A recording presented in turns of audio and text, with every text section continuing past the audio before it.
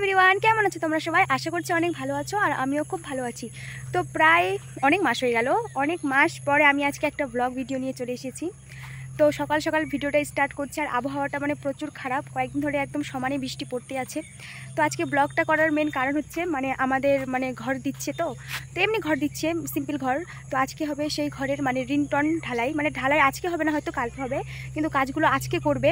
তো তার জন্য ভাবছি যে একটু ভিডিও করে রাখি, তোমাদের সঙ্গে শেয়ার করে রাখি, কারণ পরবর্তীকালে সেই ব্লগটা দেখতে পারবো যে আমাদের বাড়িটা আগে এরকম ছিল, এখন এরকম হয়েছে। তো তার জন্য মেন হচ্ছে আজকে আমি ভিডিওটা স্টার্ট করছি। তো এখনও আসেনি কেউ, খালি কাঠ আর বাঁশটা সেগুলো নিয়ে আনে আর কি, রেখে চলে গেছে। আর একটু পরে হয়তো আসবে মিস্ত্রি কাকুরা। তো যাই হোক, চলো তোমাদের সঙ্গে পরে শেয়ার করছি কি হচ্ছে না হচ্ছে। তো এই যে হচ্ছে আমাদের বাড়ি, মানে নতুন দিচ্ছে 4টা রুম। তো আজকে এই বাঁশগুলো, তারপরে এই রডগুলো আর এই কাঠগুলো এনে আর কি চলে গেছে কাকুরা, আর একটু পরে হয়তো আসবে।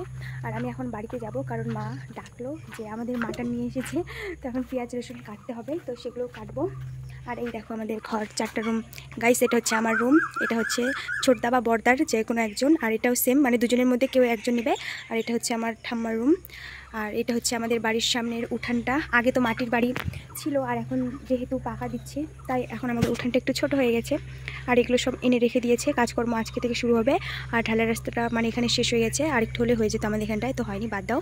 তো চলো আগে আসুক সবাই কাজ করতে, তারপরে তোমাদের সঙ্গে আবার দেখা হচ্ছে। তারপরে কিন্তু সব মিস্ত্রি কাকুরা চলে এসেছে আমাদের বাড়িতে, আর এসেই দেখছে যে আমাদের এদিকে কিন্তু অনেক তেতো শাকগুলো যে আছে সেগুলো হয়েছে, মানে আমাদের নতুন ঘরগুলোতে হয়েছে। আর কাকুতে ওইদিকে যেহেতু এগুলো শাক পাওয়া যায় না সেরকম, তাই কিন্তু কাকুরা আমাদের নতুন ঘর থেকে কিন্তু এই তেতো শাকগুলো এক জায়গাতে রেখে দিয়েছে, মানে যাওয়ার সময় সবাই মিলে আর কি নিয়ে নিবে। তো তারপরে মা আর দাদা চলে এসেছে ঘরগুলোতে, কারণ আমাদের এই ঘরগুলোতে কিন্তু আমরা সানসেট বের করব। তাই মা আর দাদা কিন্তু চলে এসেছে ঘরে, কারণ দেখার জন্য যে কোন সাইডে সানসেটটা নিলে ভালো লাগবে।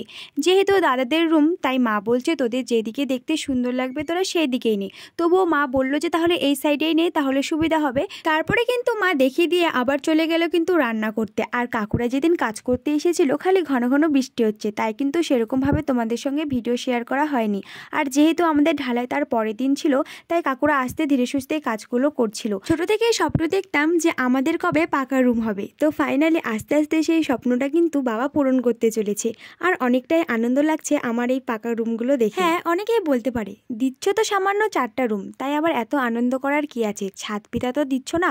কিন্তু আমি তাদেরকে একটা কথাই বলবো, আমার বাবার যতটুকু সামর্থ্য হয়েছে ততটুকু দিয়েই কিন্তু আমাদেরকে খুশি করার চেষ্টা করেছে। এর থেকে খুশির মুহূর্ত আর কিছুই হতে পারে না। তো আজকে কিন্তু বেশি কাজ হয়নি, যেহেতু ঘন ঘন বৃষ্টি পড়ছে। কাকুরা শুধু রডগুলোকে উপরে রেখে দিয়েছে, আর কালকে আমাদের ঢালাই হবে, তো সেইগুলো ভিডিও আর তোমাদের সঙ্গে শেয়ার করলাম না। তো নেক্সট আরও যেগুলো কাজ হবে আমাদের ঘরের, তো অবশ্যই তোমাদের সঙ্গে শেয়ার করব। তো আজকে ভিডিওটা এই পর্যন্ত, কেমন লাগলো অবশ্যই কিন্তু তোমরা কমেন্ট করে জানিও। তো ভালো লাগলে অবশ্যই like, comment, share and subscribe করো। Tata, bye by.